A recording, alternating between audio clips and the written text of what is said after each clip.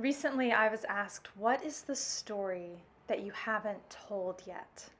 And immediately, two stories came to mind. There's one around the church and ministry, and I'll get to that in another episode. But the other one that came to me was my coming out with my truth, with myself. And this happened in college, and that's something I want to talk to you about right now. So let's back up to 2010 ish. I'm midway through college, and I there was a lot going on in my life, in my family's life. We had experienced a lot of deaths in our family, and like one segment of our family, over the course of 2010, there were like 6 deaths in our family, and it was really terrible.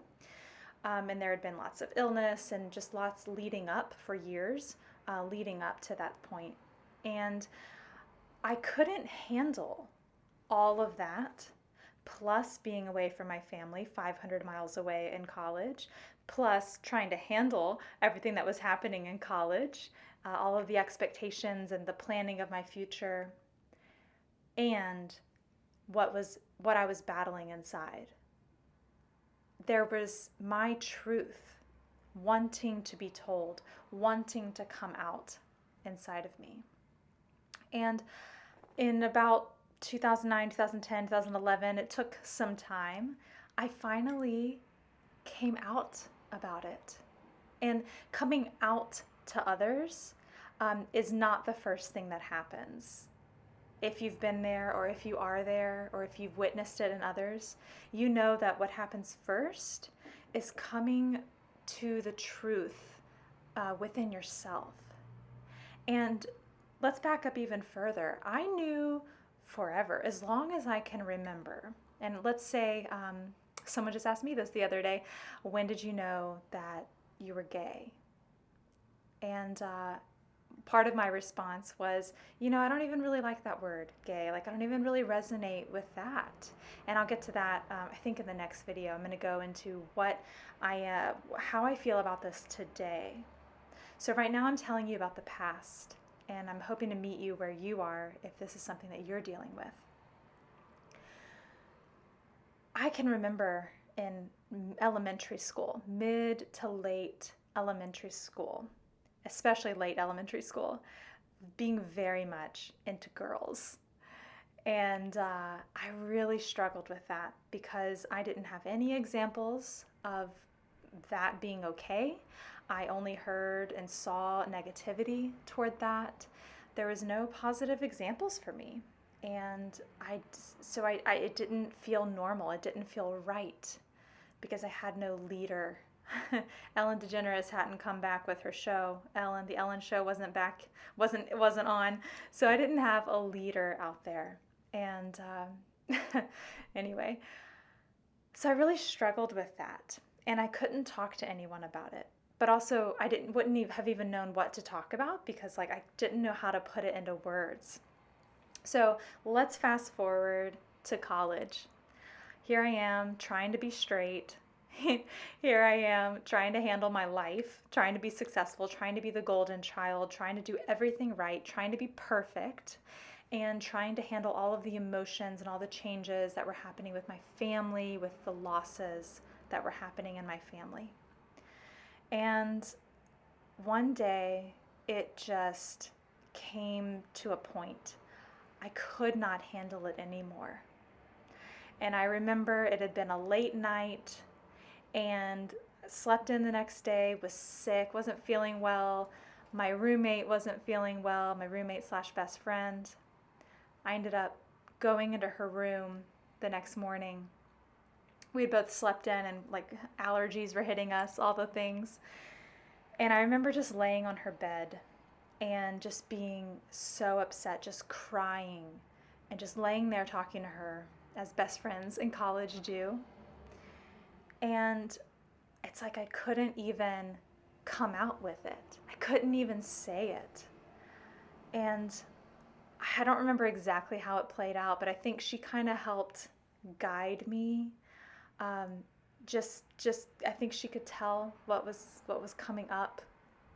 She could sense it because she knew me really well, and I'm really appreciative of that. But I think what I ultimately said finally was, I like women, or I like girls. At the time, I probably said girls because I felt that I was still a girl. Um, Now I say it differently, but at that point, as a 19-year-old, 20-year-old, I said, I like girls. Oh, I remember. I said, I like girls too. I didn't say I'm gay. I didn't say I'm bi. I couldn't even, because that word bi, that word gay, had such negative connotation for me, and I could not put myself under that label, under that umbrella. But I was just acknowledging to myself and then outwardly to her, I like girls too. And then, so many tears. I remember, this is so real. I remember looking at the bed, and there was like a puddle of snot on the sheets where I had just cried and just finally expressed my truth. And I will forever be grateful to my roommate for being that person to hold space for me, and to accepting me, and for accepting me and loving me just as I was, even though I was throwing a curveball, throwing a wrench into who she thought I was and who I thought I was. So that was my first step into, oh, this is me. Whoa. And it felt so vulnerable, so real. So let's fast forward. I want to say it was a week later, days later, I started seeing a therapist, and that saved my life. It really did, because I didn't feel like I had anyone else that I could talk to that was objective. I needed an objective person to really just listen, and seeing a therapist, like I said, it saved my life, and I really recommend that for anyone who is going through a hard time, to go see someone that you trust, that will hold space for you and really objectively reflect to you where you are, who you are, and how you can be more you, and how you can be more peaceful and aligned, and just really honor yourself. And that's what my work with my therapist did for me. It helped me really to come to terms with who I was, and that was okay. And actually, that who I was more than okay. See, whenever you really look at your truth, look at yourself, deepen into your truth, amazing, magical, wonderful things happen. I look back at pictures and I can see that I started changing, like physically I started changing. I started looking like more myself. I looked more me, because it was happening from the inside out. There were probably outward changes too, well, yeah, there were, but they were all coming from inside. Like, oh, I am more confident in myself. I'm exploring more of who I am. And so that started changing how I did my hair, how I did makeup, how I dressed, the clothes I wore, the people I hung out with, the way I talked, the things I said, the way I presented myself, the way I stood and walked and lived. It was an embodiment of my fuller truth, because before then I had been lying. And this was what was a huge realization for me. So part of the story here, or let's continue it. I eventually was able to say I am bi, and I was able to get comfortable with that. And that's what I truly believed, because my whole life I'd been trying to be straight, because that's what I thought as a woman walking planet Earth, that I was supposed to be with a man, right? And I tried so hard. I really did. And then I felt like I was so wrong, because I didn't like it. It didn't work for me. I was like, I remember thinking, oh my gosh, I'm supposed to like this guy. He's so great. He meets all of these criteria on my list. And he did. And then I realized, oh my gosh, this is 2011, almost a year after I had first come out as bi. And I remember I remember thinking, it's not him. He's amazing. It's me. I'm just not that into guys. And that was 20-year-old Michelle's realization. And I remember finally, by that point, it was easier to say to myself, to be more true and honest with myself, I'm gay. Oh. And then I remember walking into my therapist's office, sitting down, bubbling with excitement because I had this realization. I finally had this personal realization of my fullness, my truth in that moment in my life. I said, "Oh my gosh, I think I am fully gay." And she was like, she knew. But she was waiting for me to come to that realization for myself. I remember this weight being lifted off of my shoulders, off of my chest. And I had this realization that I had been lying to myself my entire life. For as long as I had had those realizations about, do I really like guys or am I really into girls, right? From that point in middle to late elementary school, where I had started to recognize in myself this differentness, this out of alignmentness, this misalignment, this friction, this like disjointedness of something isn't right here. Something doesn't feel quite right. I think the way that I'm living is maybe not real for me. The way I'm trying to live, the way that I'm perceiving is the right way, or the way I should, outside in, the way I should live is not actually me. So I had been lying from that point forward. And so that point in 2011, that summer where I said, whoa, I just dated this awesome guy and it was not working for me. I felt so, oh my gosh, I can remember I couldn't make eye contact with him. I can remember, this is so real. I can remember being at my apartment together and cooking dinner and then eating dinner, and we were gonna like watch a movie. And I remember being like, oh no, I have to go wash all of the dishes that we just used and clean them up, put them away, clean the whole kitchen, because I actually didn't want to go sit with him on the couch. I didn't want what was about to happen. But like I couldn't, because at that time I was still trying to like guys. I thought that's what I was supposed to do. I remember like I couldn't acknowledge that in myself, but it was coming because it was getting harder and harder. It was like inside of me, punching me from the inside out, like be truthful, be real. But I couldn't yet. But it was getting louder, which meant that it was about to burst. But I remember I would avoid him. I would avoid his eye contact. I would avoid going and sitting on the couch with him because I felt so uncomfortable. And really, looking back now, I realized I was being so dishonorable to myself, which is the worst kind of dishonor, the worst kind of disrespect. The worst kind of lying is when you're lying to yourself and when you are trying to be someone you are not, and trying to live a way that is not aligned with your truth and who you are. So I managed to be with him for like a month, maybe. And then finally, I could not handle it anymore. I finally realized I was able to take an honest look at myself and truly say to myself and acknowledge within myself, to myself, oh, Michelle, you really don't like guys.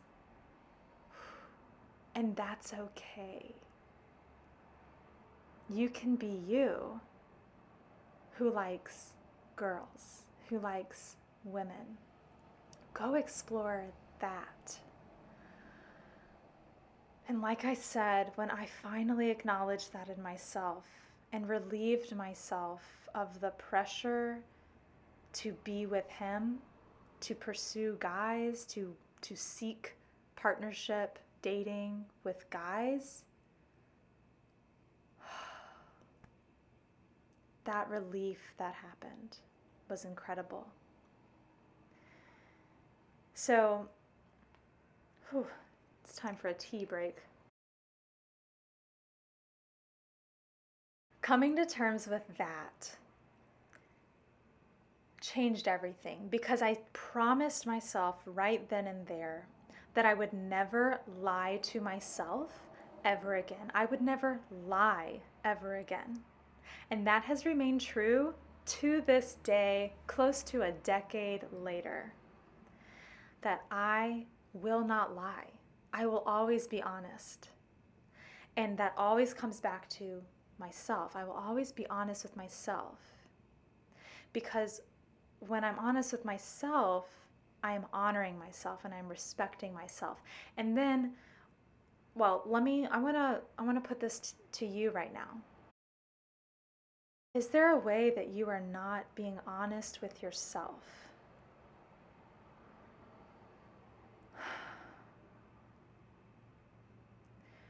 When you start being honest with yourself, telling yourself the truth, not hiding away or avoiding what it is that is your truth, the alignment with your soul,